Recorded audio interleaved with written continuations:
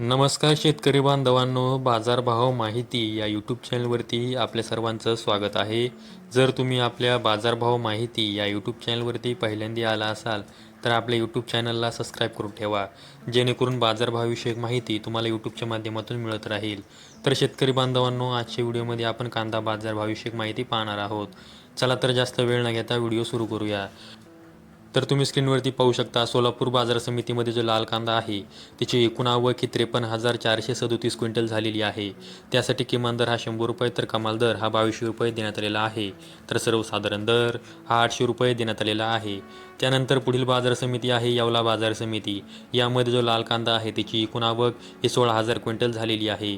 त्यासाठी किमान दर हा 240 रुपये तर कमाल दर हा 1251 रुपये देण्यात आलेला आहे. तर सर्वसाधारण दर हा 950 रुपये देण्यात आलेला आहे.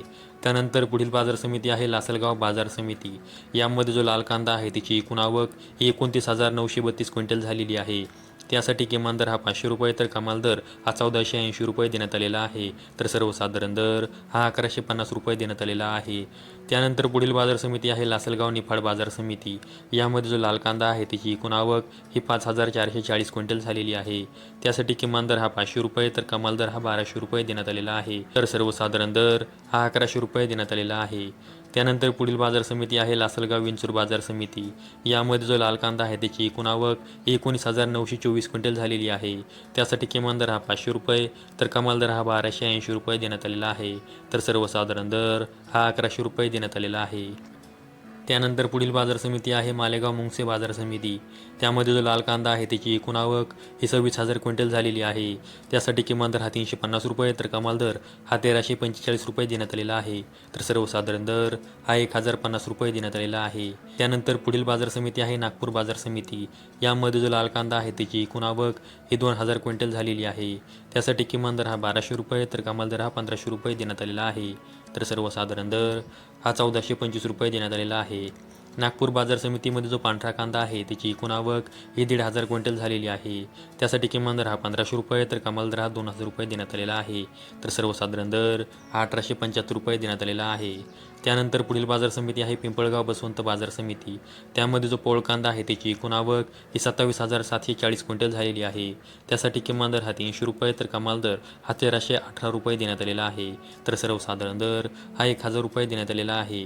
त्यानंतर पुढील बाजार समिती आहे पुणे बाजार समिती.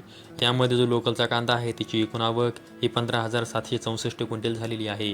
त्यासाठी किमान दर हा 400 रुपये तर कमाल दर हा 1,600 रुपये देण्यात आलेला आहे. तर सर्वसाधारण दर हा 1,000 रुपये देण्यात आलेला आहे. त्यानंतर पुढील बाजार समिती आहे नेवासा घोडेगाव बाजार समिती. त्यामध्ये जो लाल कांदा आहे त्याची एकूण आवक ही 16,790 क्विंटल झालेली आहे. त्यासाठी किमान दर हा 300 रुपये तर कमाल दर हा 1,400 रुपये देण्यात आलेला आहे.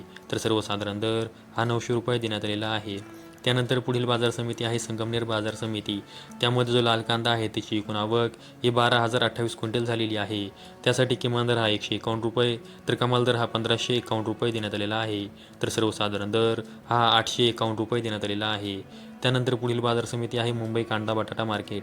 त्यामध्ये एकूण कांद्यांची आवक ही 16,893 क्विंटल झालेली आहे.